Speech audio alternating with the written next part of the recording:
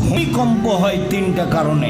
এক, মানুষ যখন নেশাদার দ্রব্য পান করবে তখন। দুই, মেয়েরা যখন নাচবে তখন। তিন, যখন বাদ্যযন্ত্র প্রকাশ পাবে তখন। নেবা ভূমিকম্প হবে, সন্ধ্যায় ছিল মানুষ, সকালে হবে সোর বানর। কেন? মানুষ যখন নেশাদার দ্রব্য পান করবে তখন।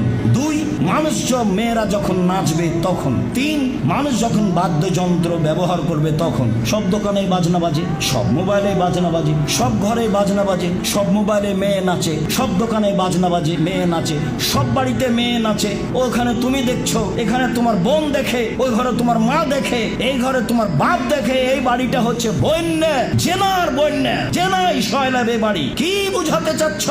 ভূমিকম্প কঠিন থেকে কঠিন হয়ে যাওয়ার কথা। মোহাম্মদ সাল্লাল্লাহু আলাইহি সাল্লামের দুয়ার কিছু প্রতিক্রিয়া আছে, তাই একবারে মানুষ ধ্বংস হচ্ছে না, ধ্বংস হওয়াই স্বাভাবিক। আমি বলিনি, মোহাম্মদ সাল্লাল্লাহু আলাইহি সাল্লাম বলেছেন পৃথিবীর মানুষ শুনে রেখো, তিনটা পাপের কারণে মানুষ ভূমিকম্প হবে, তিনটা পাপের কারণে মানুষের উপরে গজব নাজিল হবে।